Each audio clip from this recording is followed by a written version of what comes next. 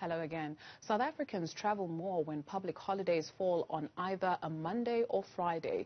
This is according to low-cost carrier FlySafair, which reports a 20% increase in passenger volumes over long weekends. The carrier is proposing changes to the Public Holidays Act. They propose to move midweek public holidays to Monday or Friday, while the historical dates will be recognized as a day of observance, rather. We're joined by Kirby Gordon, Chief Marketing Officer at FlySafair. Kirby, always a great pleasure chatting to you. What were some of the considerations made outside of the obvious reasons of a generation of revenue? Hi, Drew. Yeah, I think, post-COVID, the entire South African tourism industry, like so many, is obviously in a lot of trouble. And, on the one hand, it's quite easy and quick for us to seek guidance and financial assistance and relief from the state. But I think what we sat down to do was to think about, well, what changes could we make? What ideas do we have to think slightly outside of the box that we could support our industry on a bigger level? And one of the things that came to the fore, I know at a personal level, and I'm sure you do the same, every year when the calendars come out, you take a look with your marker pen and see when all the long weekends are and circle them as potential opportunities. And the reality is for us, across the tourism sector, those are times of good business.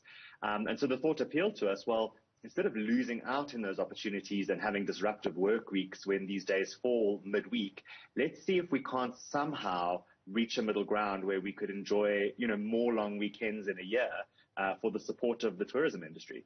How practically will this be done? Who do you need to speak to, and what will your representation be?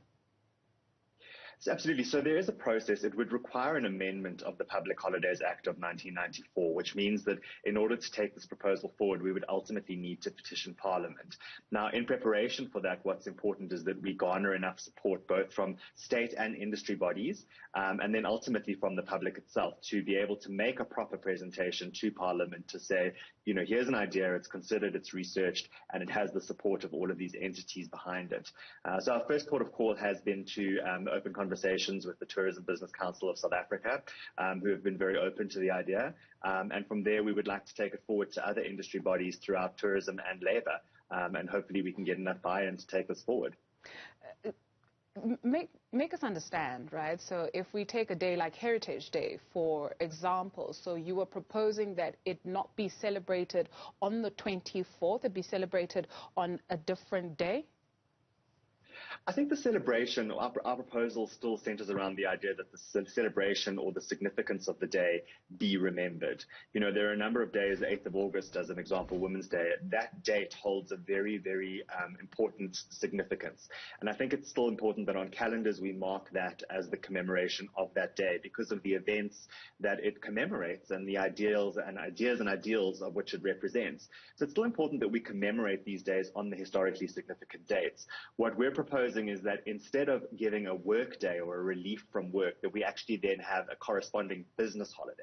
So a practical example would be Freedom Day. I believe that falls on a Wednesday next year. So the thought would be instead of having the day off on the Wednesday, rather commemorate that day. It's a hugely important day in our history, but take the Friday off that follows on the 29th. Right. Completely get that. When it comes to international travel as well, would then this coincide, with, for instance, the European summers of this world? Is it practical? I think it is practical. Look, in part of our submission, we've done a lot of research around the world to try and find out what the general common practices are in other countries around the world, and of course to see, whether or not these sorts of changes have worked. And there are numerous examples from various economies around the world. I think some of the interesting ones were Argentina, in Japan, of course in the United States and the United Kingdom. Sometimes it just so happens that states commemorate the last Thursday of the, in November, which is Thanksgiving, for example, in the United States, and then the Friday is traditionally a holiday as well. But sometimes the holidays are built around that. Ours are on significant dates, and we believe that's something important to bear in mind. But certainly the precedent is there in other parts of the world. Kirby, essentially this is about stimulating the economy of this industry, right? So how do you answer to a thought that says perhaps we should look at the issue of pricing as well, especially for international travel? There had been some murmurs or some thoughts about the fact that perhaps perhaps post-COVID rather, to make it cheaper, then it would be to make it easier rather, it would be cheaper to travel. Absolutely. So, I mean, look, we've got to bear in mind that travel is largely a demand-based industry, and particularly air travel, of course.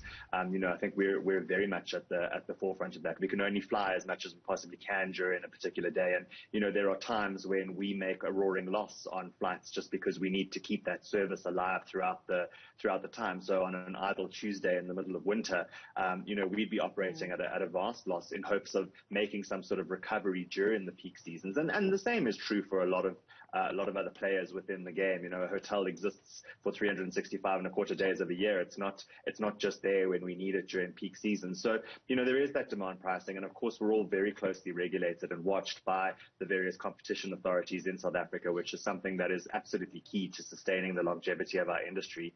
Lower prices certainly stimulate demand. I mean, there are periods when if we would give away tickets, you would certainly have numbers of people that would be there. But ultimately, what it's really about is the sustainability of the industry. And there are times when we do need to be able to garner a little bit more money for what we are selling, to offset those loss-making periods. And the more of those times we can engineer, the better it is for the industry and for the jobs in the industry at large. Right. What has been the reaction of South Africans to this proposal? It's been very interesting to see what the responses are. I mean, I think they've varied as understandings vary.